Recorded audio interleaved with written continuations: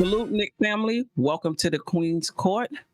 If you haven't already, please subscribe to the channel. Hit that notification button so you'll be notified anytime we go live or drop a video. Shout out to Simeon Russell behind the scenes. Forever grateful for the opportunity.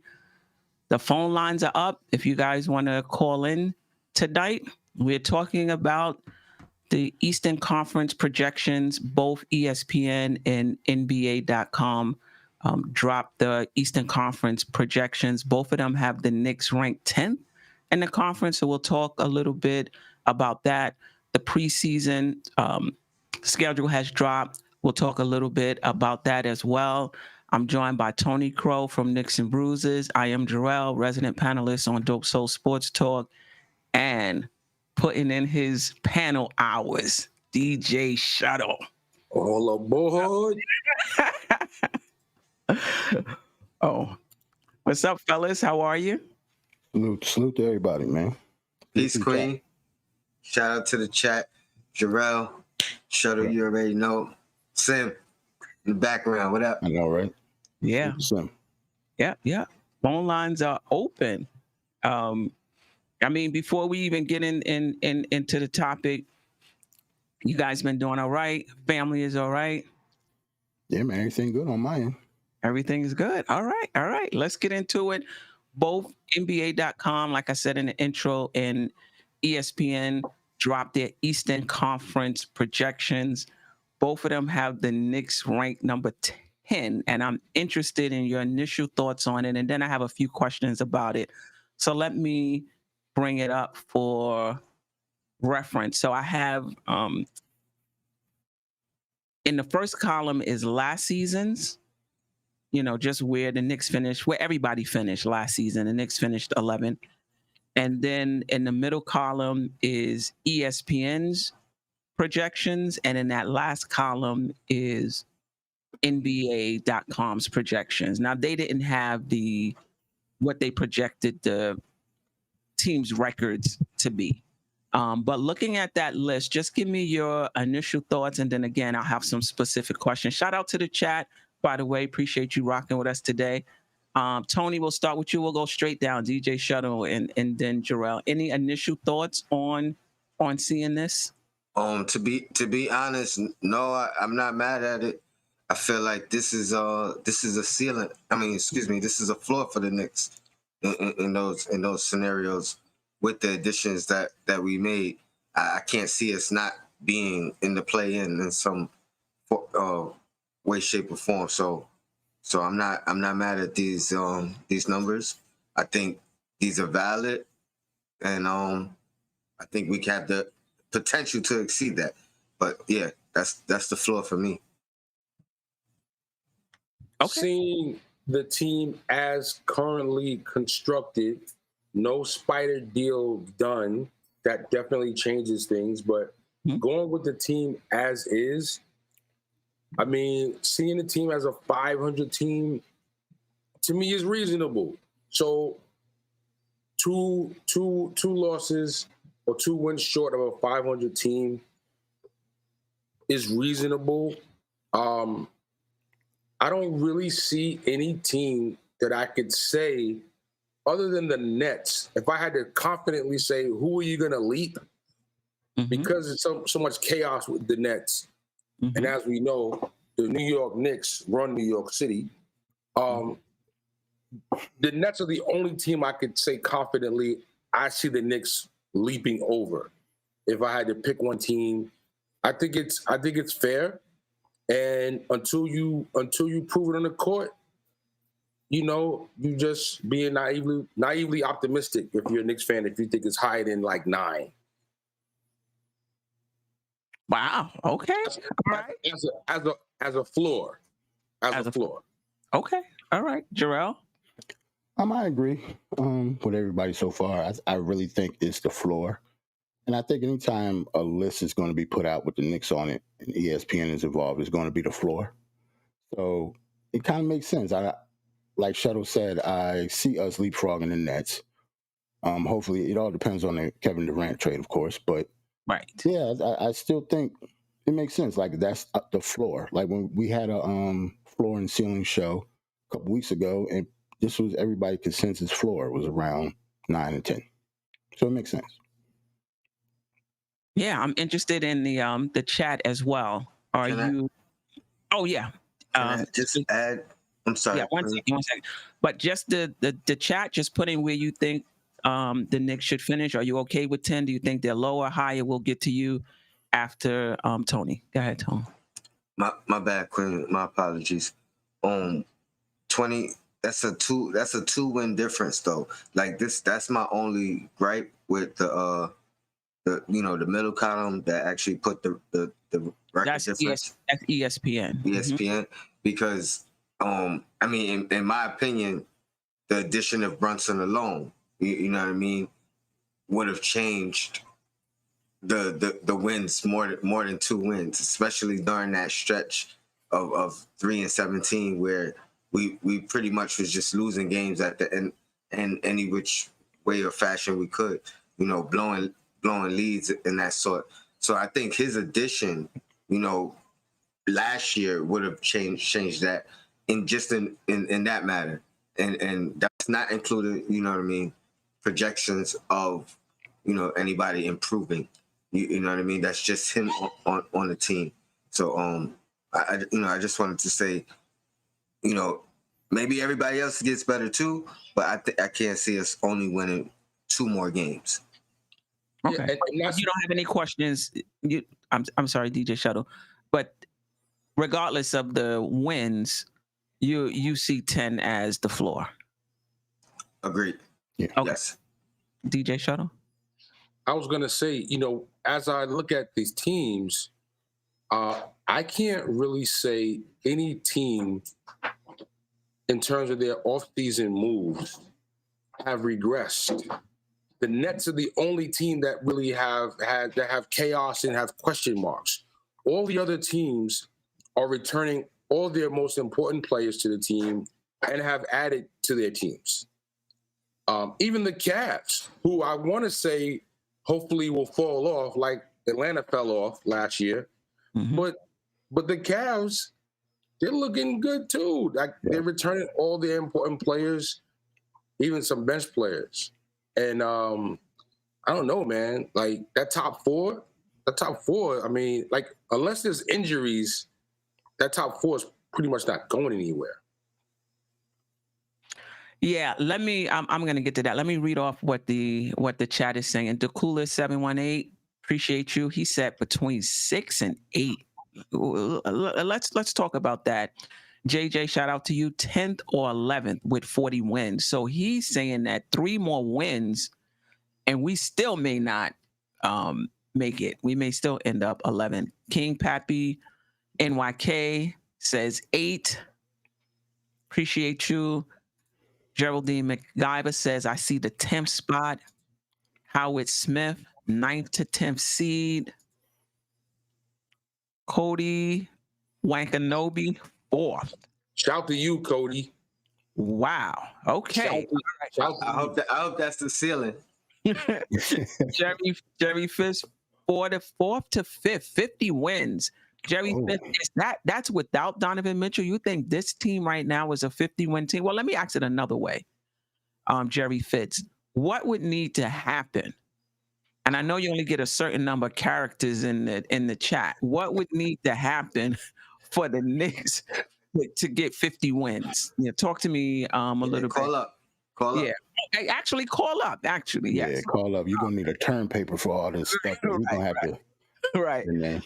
Shout out to Louisiana Knicks. Appreciate the super chat. Salute to you guys. I think the Knicks will go 45-37 on the season with this current team. That may get them to a 6th or 7th seed. All right, so let's get into the next question because that's pretty much, what would need to happen for the Knicks to finish higher than 10. And again, call up as well. Let me know what would need to happen, who would need to pop, who would need to get injured on another team. No, I'm just kidding. Like what would need to happen for the Knicks to finish, a little higher than 10. Jarrell, we'll start with you and we'll go the other way. No Donovan Mitchell, just the roster as it is right now. What would need to happen for the Knicks to finish higher than 10. I mean, we're all in agreement with 10. Mhm. Let me just say, because I didn't get my perspective yet. Sure. I would agree. I mean, we could surpass the Nets. Well, first of all, we could surpass anything could happen. We're talking Mhm. about what's probable, not what's possible, right? Anything could happen, right? 5 players on the teams can have like career seasons. We end up in the 4th seed, right? Anything is possible. But in terms of what's probable, the Nets, if they trade Kevin Durant, you know, you know what? They could even be a better team depending on who they get back, in terms of chemistry and what have you. So I could see that. Am I a true believer in the Hawks? Nah, not really. I would have to. I want to see how that team chemistry comes together. Lonzo is still out for the Bulls. The Cavs, I really like the Cavs. Am I a true believer in the Raptors? Yeah, probably so. Um, I could see the Knicks finishing 8 through 10. I'll put it that way. But Gerald, I'll start with you. What would need to happen for the Knicks to finish higher than 10? Well, all of our young players would definitely have to get better. We harped on Tibbs last year about playing the young guys. So all the young guys that we wanted to play obviously would have to get better in order for us to be a better team. Just because of that, I would hope that we will be over 500 just because our young players got better. Everything like RJ being more efficient, the transition between Brunson and the rest of the team, hopefully that'll be smooth. And Tibbs worrying about Randall is a factor too. I don't know if we're gonna, get into that when it comes to coaching decisions. But in terms of the players, yeah, pretty much I think all the young players not have to pop, but they would have to be better than they were last year. Okay. So basically what you're saying, the improvement of the young players will increase our ceiling. Right. Okay. And any particular young players or all of them? Because the team is young. Yeah, the team is super young. So when I say young players, it's pretty much everybody. Everybody needs to be improved, whether it's the starters or the bench, because obviously RJ needs to be more efficient. Hopefully Mitch can get some type of offensive game, especially with Brunson coming on. Yeah, and quickly, IQ, Obi, those are probably the only young people. Like I don't expect like Deuce, Grimes, obviously, but that's just his second year coming in, so I don't expect him to be leaps and bounds over what he was last year. But quickly and Obi, them two definitely coming off the bench need to be a lot better than they were last year. Okay. This is their third season, so. Right. So you just gonna disregard Cam, right? Yes, because I still don't know if Cam is going to be here yet. So until I see that, or I'm fully confident about that, then I can't speak on Cam yet, to be honest. But yeah, if he gets good or if he pops or whatever, then that's a completely different story. We're a completely different team if Cam turns into the Cam that we think that he can be. That's different. That's why I didn't even put him in there. Wow. Good catch, though, Tone. Good catch. Okay. All right. DJ Shuttle, what would need to happen for the Knicks to finish above 10? Let me just say, though, I'm just a little surprised, and I think we went through this on another show. It's so many shows, I don't remember which one it was, that, the team is good the way it is. We don't need, Donovan Mitchell, da-da-da-da. Like, all right, well, where are we going to finish? 9, 10, Right. 8. And we're happy with it. I was so surprised because, when people were saying, right. We don't need Donovan Mitchell. We have it. We're going to be much better this year. I was expecting them to say we're going to finish 5. We're going to finish 6. Everybody was saying 9 and 10. Right. I don't know. But anyway. It's really because they no disrespect to nobody, but they cry for the young kids to play and to play and to play. And now, you know what I mean? They want to live with the results. They say, I don't care about winning. I don't care. I just want to see the young guys. So I think a lot of them are really just standing on that. and hoping they all grow together. Okay, that's a good point. That's a good point. DJ Shutter, what would need to happen with this particular roster for the Knicks to finish above 10? Because you said you agreed with 10, correct? I think they could exceed the Nets because I just say it's just too chaotic. It's just too toxic and messy over there. So I see 9 as the likely floor. I would have put the Hornets ahead of the Knicks this year in the projection, but I feel like this situation with Bridges is going to go bad for him. Right. And you know, I mean, you know, he's on, you know, looking like, you know, he's a potential future All-Star based on last year's play. So that's a significant drop off if he doesn't play on the team, and they can't really replace his money if he doesn't get waived or whatever the case might be. So I think that's kind of holding them at bay. Maybe they skip up, the Knicks skip up, Nets go down, and Knicks are at 9, Hornets at 10. Mm-hmm. If you don't mind, can you bring that back for me? Sure. And kudos to you for putting this nice spreadsheet together for us. Word. I don't know what happened to the top though. I did have ESPN and NBA.com, but we ain't worry about that. We ain't see that. We didn't know that. Yeah, once you put it in StreamYard, you gotta test it out in StreamYard. Actually, but anyway, go ahead. So I think it would take a significant amount of luck and good fortune, like it was 2 years ago when there were a lot of injuries on the other teams. And the Knicks got to number 4 seed, not because the team was amazing. It was because, pandemic and players were out and players were hurt and they caught teams at the right times and all of those things. So things worked out, with a little, the NBA gods were on their side, for the squad that year. So we're going to need some of that. And we're definitely going to need improved efficiency by Randall and RJ, and Brunson's gonna have to come in and be like above and beyond the leader that people think he is or could be. Like Brunson's really gonna have to come in here and like set Randall straight and lead him in the direction that he needs for the team to be successful. Make RJ's job easier. Get Fournier more open shots. To me, Brunson is definitely the key in terms of what the Knicks need to do, because if he doesn't come in and make instant impact and lead the team, this team could be just as bad, if not worse. Because, we've seen this before where players come in, there's expectations, and it just doesn't gel. It doesn't match.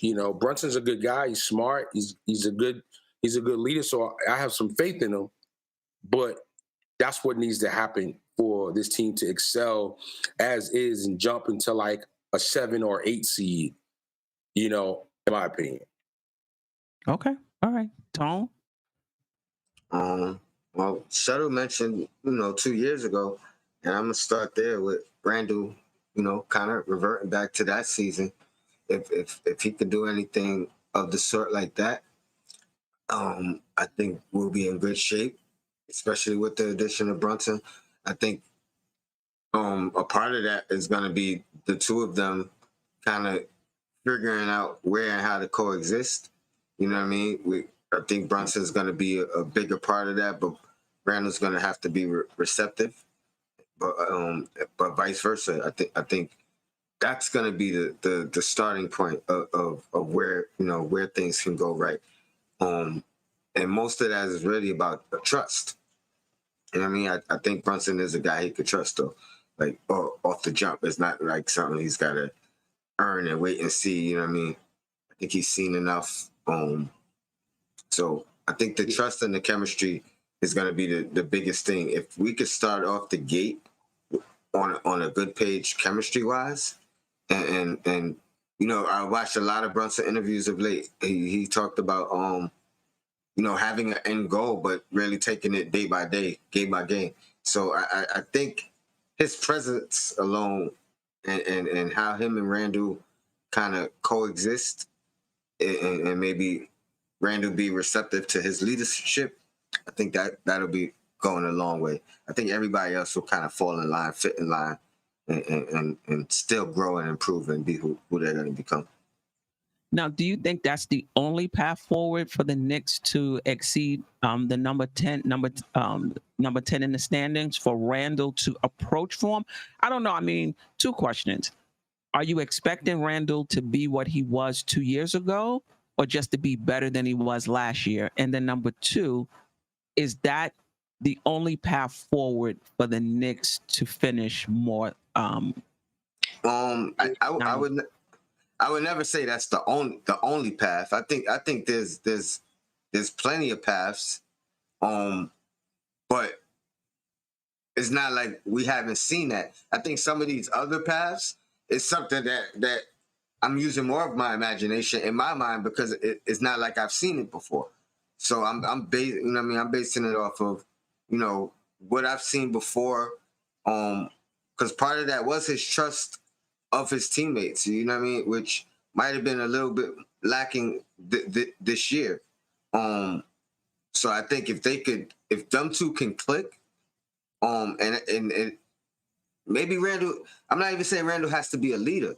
I think it's just be receptive to the leadership, and he don't have to really necessarily change his game. He could change his decisions. Somebody who could feed him, and he could now work off of reaction, your instincts, instead of trying to maneuver through defenses and things like that. I think that'll just make a world of difference. But I think there's 100 ways we could be better. You know what I mean? I just think that's the one I picked because I've seen it before, and I think Brunson will help. I mean, you do bring up a good point, because when we talk about paths forward and how the Knicks can get better, people do, dish on Randall, so to speak. But out of all of the options, we've seen it. Now, you could question whether or not he can return to it. And even me, I wouldn't put money on him returning to all NBA form. But I think one of the misconceptions is that Randall is an inefficient player. And I would just say he had an inefficient season last season, but he's not an inefficient player. I think if you look at, his career stats, his field goal percentages are pretty good. I mean, he's never been a good 3-point percentage, a 3-point shooter. And I'm not even expecting that this next season. If he can get to 33, 34, raise it from 30, but he's never been a good 3-point shooter. But he's been pretty efficient over the course of his career, and that's including his first season when he shot 33% and only played 13 minutes in the entire season because he got hurt. If you take that season out, his efficiency is even better, right? So he had one of his worst seasons last season. We shall see. But I agree with you. It's something we've seen, and it's just, can he approach that? I don't think he will be that again, but can he approach it? Some of these other paths we haven't seen. We're just, we're hoping that these guys can take the next step. Who didn't answer? Yes, go ahead. I was gonna say with that percentage though.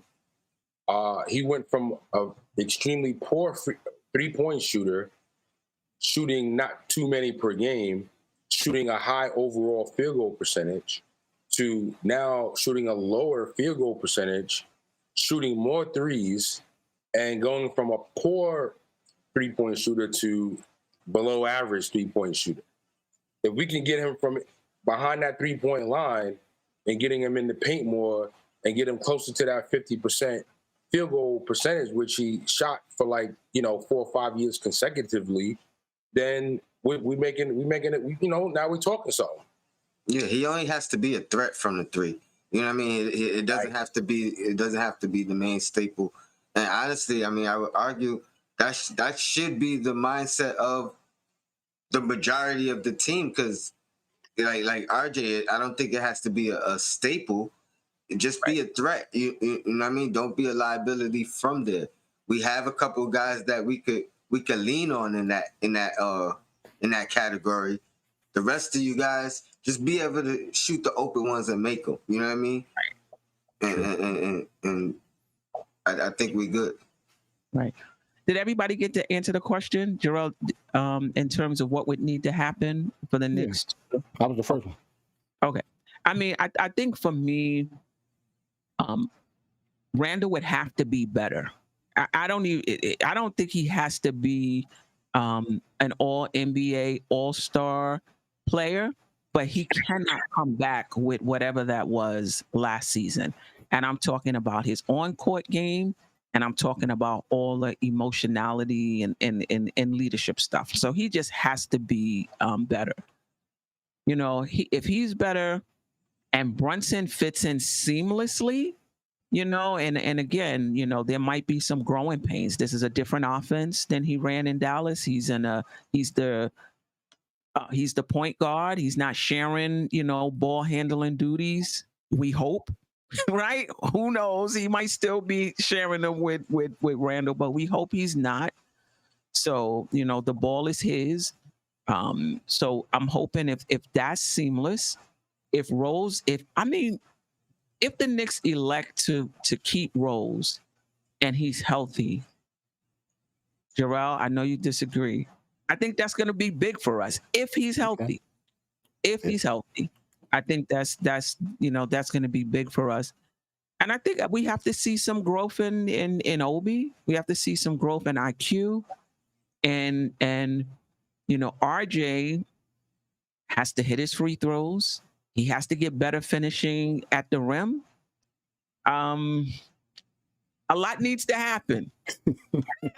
A lot needs to happen for the Knicks to finish, you know, above 10. Because look at these teams. Let me just bring it up.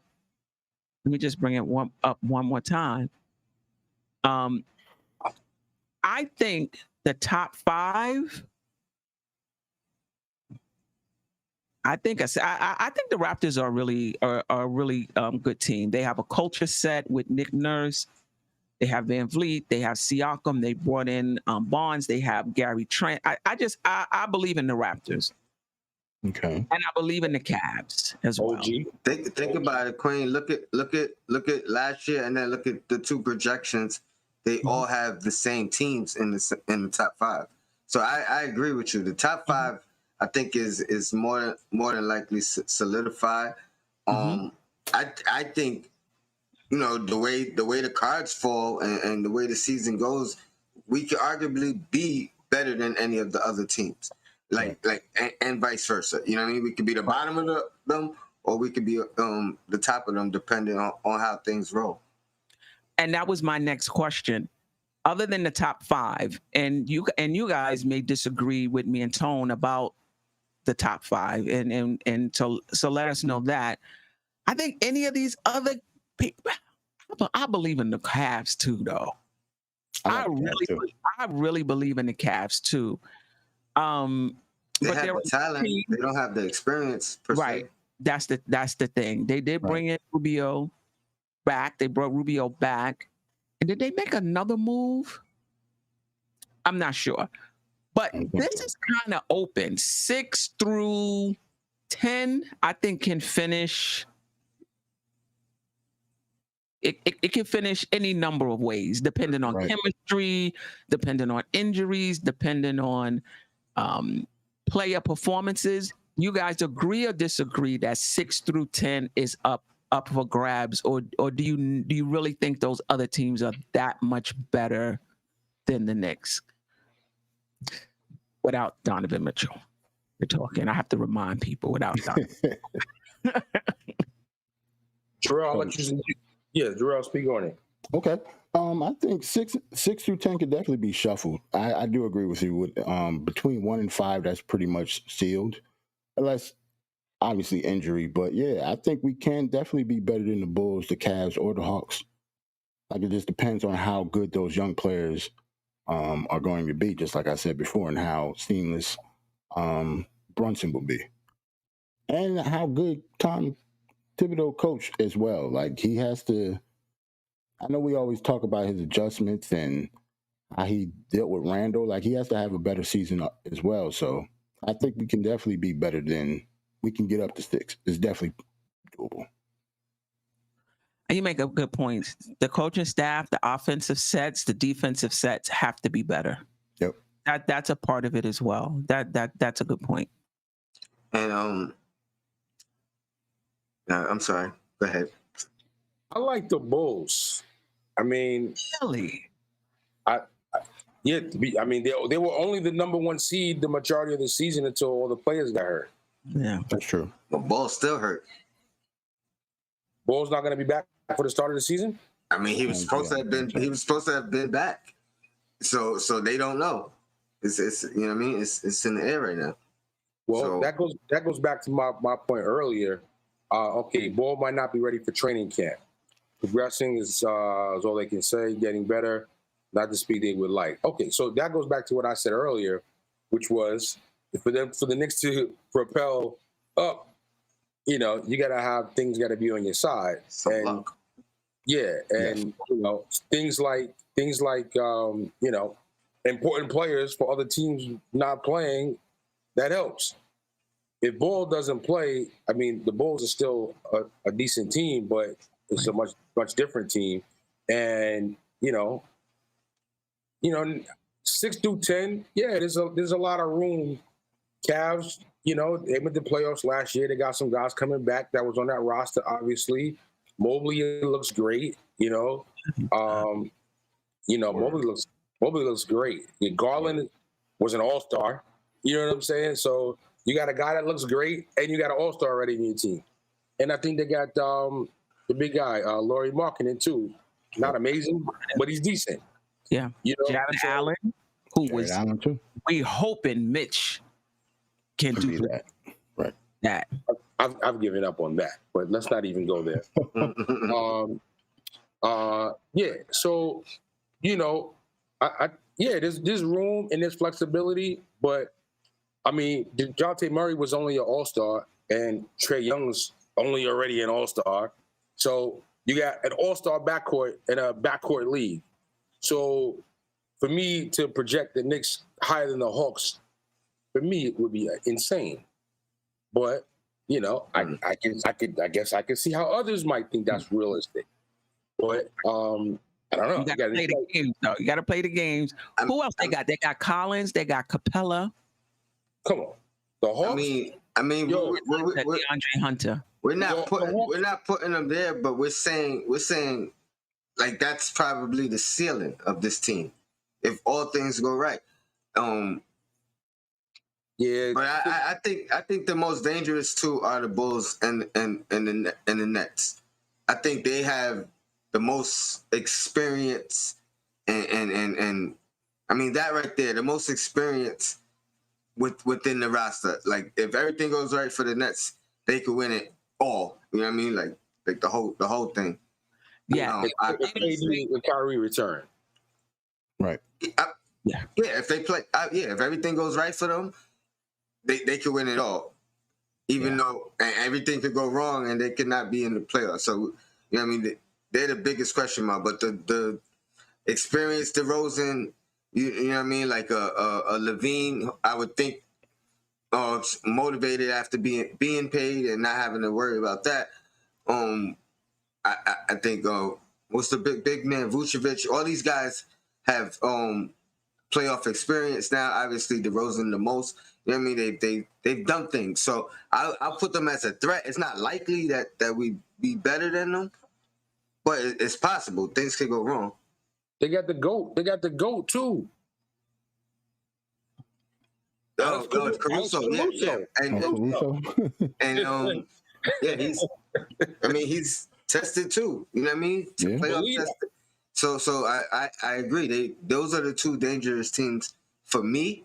You know what I mean? But the rest of these guys, I think are still unproven.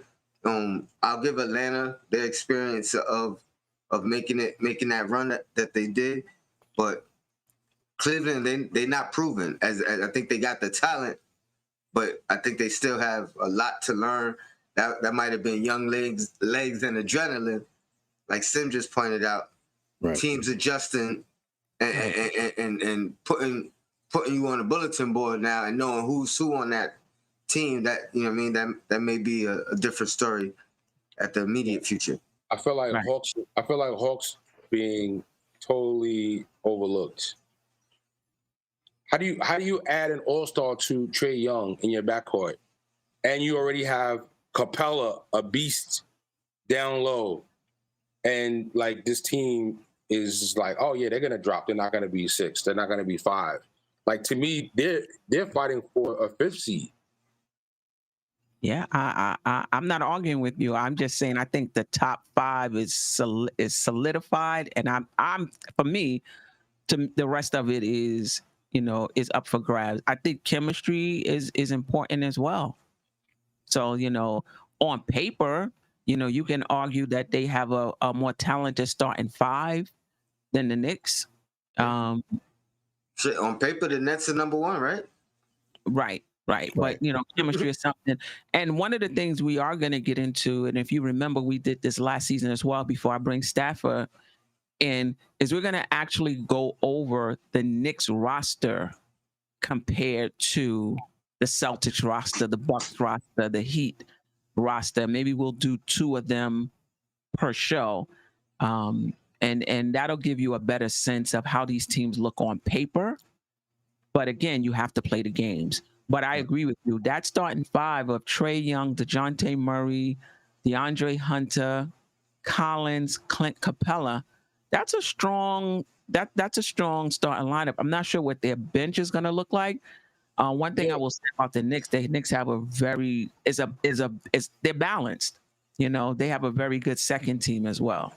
Atlanta's got Okongwu off the bench. They got Bogdanovich off the bench. They got Justin Holiday off the bench. Aaron Holiday off the bench. They just drafted AJ Griffin.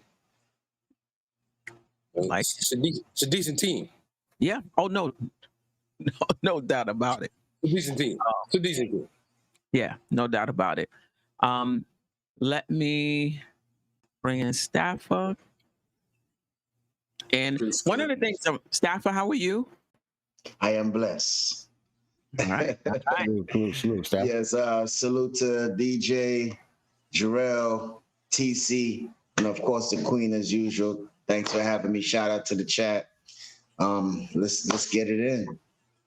Yeah, I mean, the next question I had is, and Stafford, if you want to, just comment on general about ESPN and NBA.com picking the Knicks 10th when your turn comes, you can do that as well. Okay. The question I have is, what about the teams that are finishing below the Knicks? Do you think any of them have a chance to be in play for 6 through 10? Let me bring it up one more time. So those behind the Knicks would be the Hornets, Wizards, Pistons, Magic, Pacers. Any thoughts about whether any of them are in play for seeds 6 through 10? I'd be shocked. Yeah, I'd be shocked. You know what? I can't sleep on Washington. Even though they led the Eastern Conference last year for probably 2-3 weeks at the top spot, I still can't sleep on them because they still got Kristaps. They have Bradley Beal. I think they just added Will Barton. I think it's someone else. Plus, they got the rookie from Wisconsin. So I think they're a pretty decent team also, too. Maybe you might try to fighting for the playing spot also, too. Mm-hmm. So I see probably a team like Washington probably trying to get there, I don't know about the other teams because other teams are pretty young. They're like rebuilding. But I think Washington, we can't sleep on them. They got a couple of veterans on there that can't forget Taj. Taj is over there too. You know what I mean? So, it's a mixture of vets and youngins, and I could see them probably pushing for a spot for the 10. And will the Hornets? I get it. Bridges is may not be on that team, but do you think they're gonna fall out of the play-in race? Like, you don't think they're gonna be able to compensate at all, or maybe someone with less usage, like a Oubre, picks up some of the slack? or we just don't think Charlotte will be in play at all? I think they'll be in play. Oh, I'm sorry. Pardon me. No, go ahead. I think they'll be in play still. PJ Washington got game, and he's stepping in that power forward. It's a different kind of player, but you gotta hope that Gordon Hayward is not this walking infirmary guy that he's become. So if he's playing, I like PJ Washington stepping in and power forward in place of Bridges. He's got great all-around game, good defense, shot blocking. He can hit a three. So I don't think they'll be as good as with Bridges. With Bridges, they might be contending for like a 5, 6, or 7 seed. But without Bridges, they probably are fighting for the play-in last 1 or 2 slots. Okay. Tone? And just in general, the Hornets or anyone else? Nah, I'd be shocked. I think, if I gave anybody a chance, it'd probably be Washington. Again, Beal's done it before. I think they're gonna miss. Charlotte's gonna miss Bridges too much.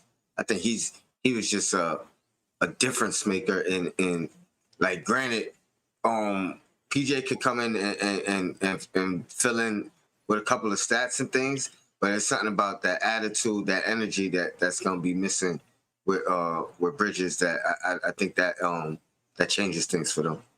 Unless they bring somebody else with that kind of energy that could fill that part. He got that Butler kind of energy, that Jimmy Butler kind of energy. Yep.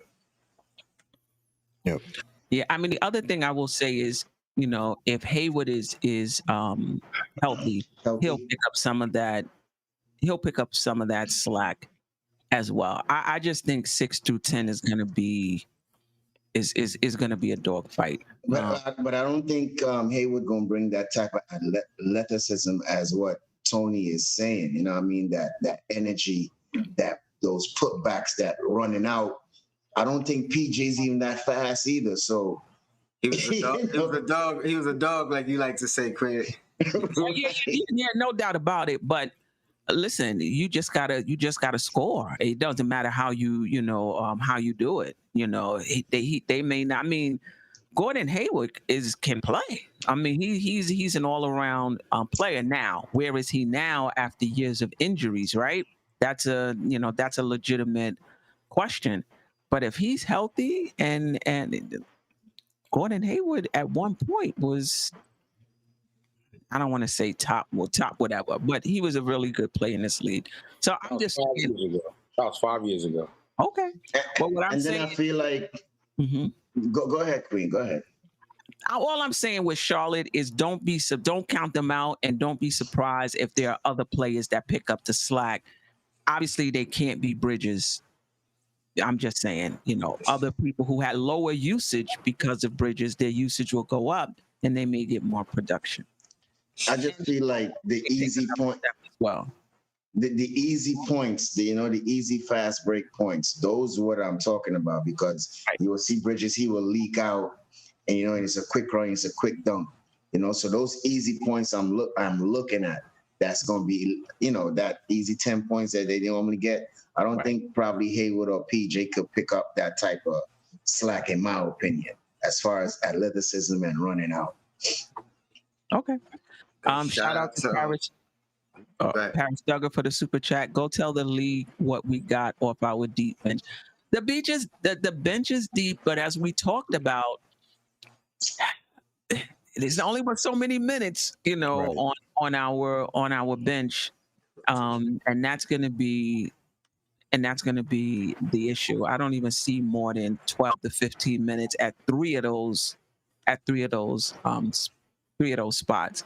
But the good thing with a deep bench is if a player is off, you got, a really good player that can come in and play extended minutes and give you something. And I think that happens throughout the course of the NBA season. So I'm definitely happy about that. or injuries as well. I was about to say, I think injuries is a big part for us. We had the same bench we had last year. Like we haven't made that many changes, so yeah, injuries is a big part for us. It's all about luck. That also has continuity also too. You know what I mean? Since they've been together for all this time, True. so our bench gonna be solid and strong. And the other, and then I want to say, Coach Clifford also too, just coming in. That's a whole nother new system. So they're gonna have to gel to his system also too. So I gotta agree with my man's DJ. I don't see Charlotte making it, probably 11, 12 around there. Yeah. Anything else about this list? Wait, hold on. We got another super chat. Shout out to Paris Jugger. Injuries queen. We got fragile guys. I mean, I think Rose. Anybody else? Yeah, Mitch. Grimes. I think Mitch has played. I mean, he does have that injury narrative, but he's played a good chunk of each season, except for that when we went He to broke his leg. Yeah, he's played like 30, came back, injured something else, I believe, and I think he played 36. But the other games, the other seasons, I think he played like 60-something games, 70-something games, if I'm not mistaken. He's been durable. Between Rose, Cam, and Grimes, yeah, all three of them to me are very injury prone.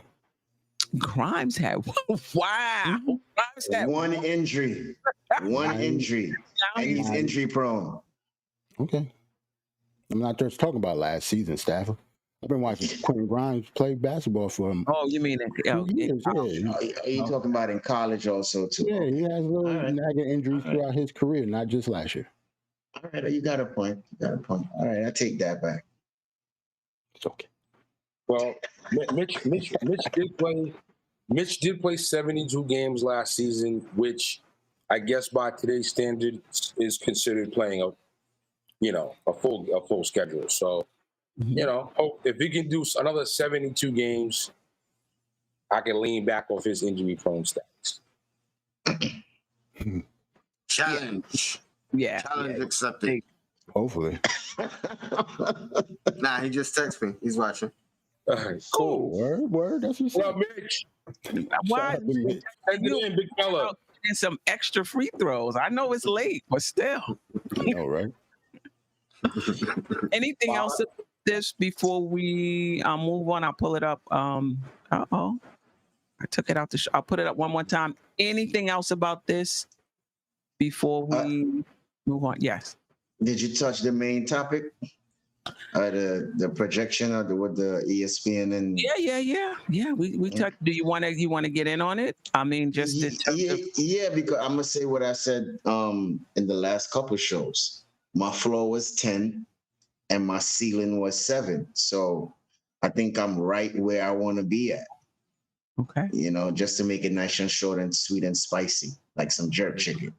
That's where I'm at. I'm at 10. Okay. All right. Good enough. I just want to show this real quick, and then I have another question. This is the Knicks preseason schedule, so that means the regular season schedule should be out soon. Nice. But October 4th is the first preseason game, so that means that training camp will open probably in late September. So we're about 6 weeks away, maybe 5-6 weeks away from the start of training camp. There'll be 3 home games: Detroit, Indiana, and Washington, and then 1 away game at Indiana. October 4th. Who's going? 4th? Detroit. I might. See what's up. We'll see what's up. I was thinking about the Washington one, but we'll see what's up. Yeah, now if we can get that first one though, Tone, you know what I mean? Kick it off. That's a Tuesday though, so that might not be so easy for everybody. Yeah. Oh, if that's a Tuesday, October 4th? October 4th is a Tuesday, and October 14th is a Friday. Mm. And Yeah. obviously the 7th is a Friday also. I might could swing the 4th. All right. We'll be back in the swing, I'm sure, with pregame, postgame shows for preseason. We will be back in the swing of things. All right. The last thing I want to get to, and then we can get out of here, unless you guys have something specific you want to talk about. Paris Duggar, not a big Hartenstein fan. He's foul prone, slow. Mitch D Rose, Cam. You talk about the injuries. Yeah. Duggar, I can't wait to see Duggar when the season starts. About my boy, young Joker, Joker Light, my man Joker Light. I can't wait to see you in the season, my man Duggar.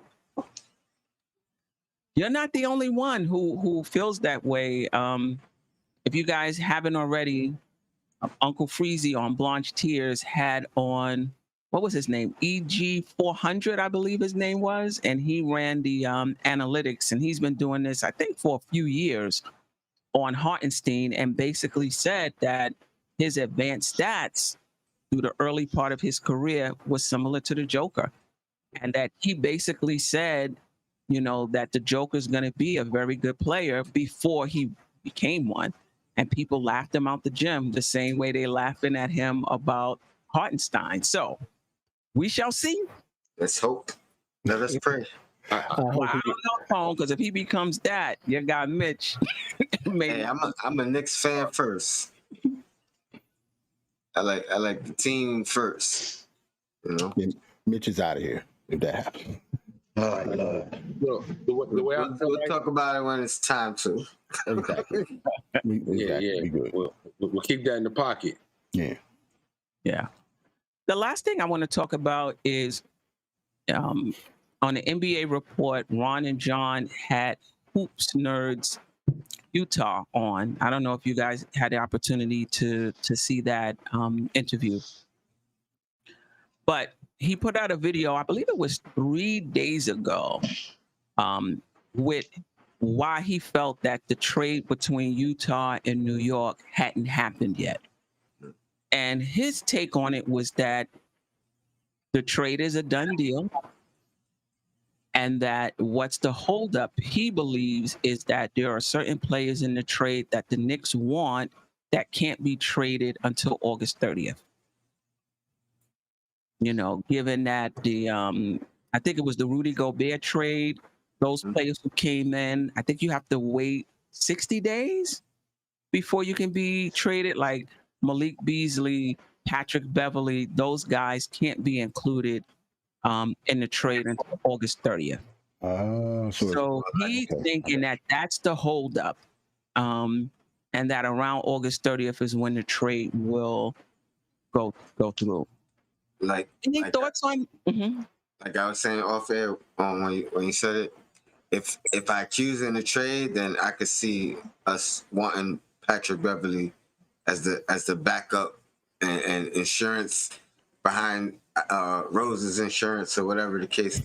But having him here fits defensively, fits in you know, that mold of something that we're missing. So, somebody who's kind of like the bad guy or the tough guy, as little as he is, he ain't gonna back down from nobody and bring that energy. So I can see that. Yeah, we get Patrick Beverly. The fans are definitely gonna love him. Yeah, I'm hoping. I love his intensity. Yeah, I hope that's I hope that's the case. I would love Patrick Beverly on this team.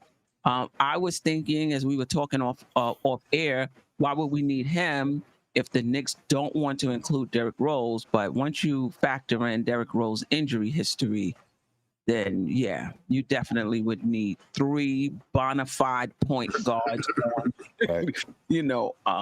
on this team. But also don't sleep on Malik Beasley and his scoring potential and his shooting. I mean, I don't think this team has enough unless the players get better, have gotten better over the summer, which I hope. But don't sleep on Malik Beasley's scoring and shooting ability. Stafford. Did he say who the players were getting traded? He didn't. He just said those that would be eligible to be moved. Were those two guys, Beverly and the other young Also, man? Vanderbilt, who's a power forward. Now, if Obi is in that trade, and there were reports that the Knicks are willing to include Obi in that trade, Vanderbilt would not be a bad backup Pick power up.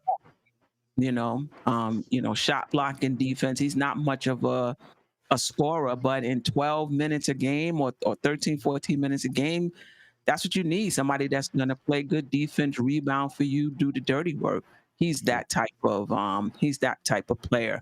So he didn't say who the Knicks might be interested in, but those are the guys who would be all of the guys that came over in the Rudy Gobert trade. Mm-hmm. You know what? Something just came up. I'm sorry, Gerard. Something just came up. Quickly and Obi going to Utah could be the new Karl Malone, John Stockton of this era. Yo, I'm out. Hey, yo, Emmanuel quickly being John Hey, Stockton. Sam, you might have to share that theme song with Isaiah. There you go. I just want to forget about Obi versus Karl Malone for a second. IQ being John Stockton is crazy. Like, It was just a thought, man. Look, I could never compare Stockton to Quickly, but Yeah. That was a good one. Versus That was a good one. shoot first. Paris Duggar, shout out, appreciate the super chat. Go by history, Hartenstein, 3 teams, 3 years. Why? So yeah, I mean, I'm okay with any of those guys. I know someone said you bring in Pat Beverly if you want to win now. Not necessarily. I think, listen, even on a young team, it's okay to have some veterans, right? I mean, you look at New Orleans, they have a veteran that's a big part of their rotation in McCollum, right? And actually, if it wasn't for McCollum coming over, they may not have made the playoffs, and Zion Williams may not have wanted to resign. I think them making the playoffs really helped him become excited about being there, and McCollum was a big part of that. So it's okay to have a young team and have a few veterans in the rotation. You need that, not just in the locker room, but in the rotation. True. For sure. Anything else? I was going to say, do you really think it's possible for us to get Mitchell, Beasley, and Patrick Beverly It in one depends. trade? Well, I don't know if it's going to be every single. I don't know if it's going to be every one of them. Okay. But it depends on how much you're giving up. And a That's 3-team trade. About to say, if that's the case, we giving up a lot. If we're going to get all 3 of them, I think it's pretty much going to be clear. Yeah, it's gonna be the young players, and at least 3 of them, in that probably Fournier, which needs a hole for shooting. I don't know if Beasley is a plus defender, but I don't think he's a minus. I think he might be closer to the even side. But I'm not sure. Yeah. Well, listen, I'm not saying all of those players are coming over. I was just pointing out that was his reason on why it hadn't happened yet. And if it's a 3-team trade, they could be going to the other team as well. Yeah, that's true too. Yep, you're right. Right. They could be going to another team as well, right? But they would need to be included. So we pretty much got 2 weeks for all of this on Donovan Mitchell watch again. We got 2 more weeks. Yeah. There we go. Definitely. Exclusives. Shout out to Ron and John, still Knicks fan. Yeah, still Knicks, man. Yeah, that was a good interview. Yep.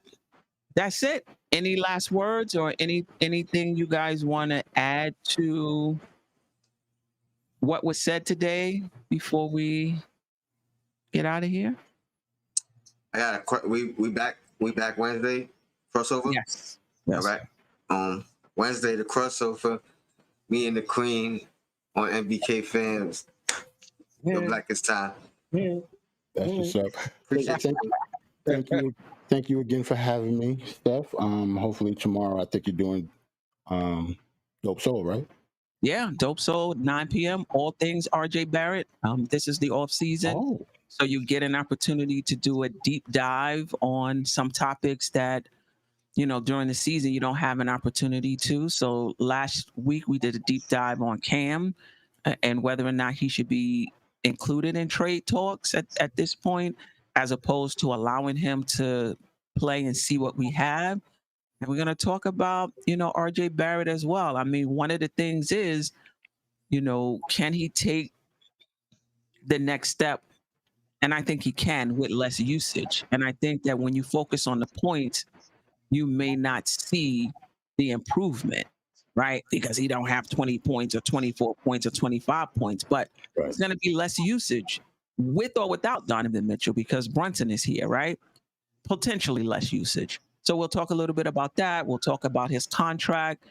We'll talk about whether or not there has been a lot of progression with RJ Barrett. A lot of times, again, if you're just looking at the total numbers, you could be fooled. I do think there's been a lot of progression. I don't think it's in the numbers, though, when it comes to RJ Barrett. So we'll talk about that as well. Me, Jarrell, the bowling chick, Staffer, and whoever else wants to join. So we yeah, get busy over there, man. It's gonna be a nice time. Yeah, definitely. Yeah, it's definitely going to be an interesting topic tomorrow. Right. I could tell you that. We talking about the golden child. Right. Oh, Lord. Get your tomatoes ready because we're gonna actually have to critique RJ's game. People don't usually like that much. You know what I'm saying? Right. Mm-hmm. And check out Alan Hahn on Still Nick Fans. The link is in the chat. Doing big things over there as well. And that's Don't worry, it. Queen. We gonna get there. Yeah. You know what I mean? One step at a time. One step at a time. We gonna get there. One step at a time, for sure. Salute to the chat too. Salute to the chat. Yeah, Paris Duggar, Spanish Harlem, Pete P, Nick Yak. Sorry. Forever Grateful, Keep Giggles, Alton Lee, Bo Ishmael, Sanga Waldron, Knicks 100, AGM, and Hard Will. Appreciate you. Less dribbling will help RJ and Julius, no doubt about it. That's what I'm really hoping Brunson will bring to this team. And I'm really hoping the coaching staff puts the ball in his hands and that this is not playmaking by committee between him, Randall, and RJ. That's my hope. We shall see. And with that, we out, ladies and gentlemen. See you next week. Peace. Peace.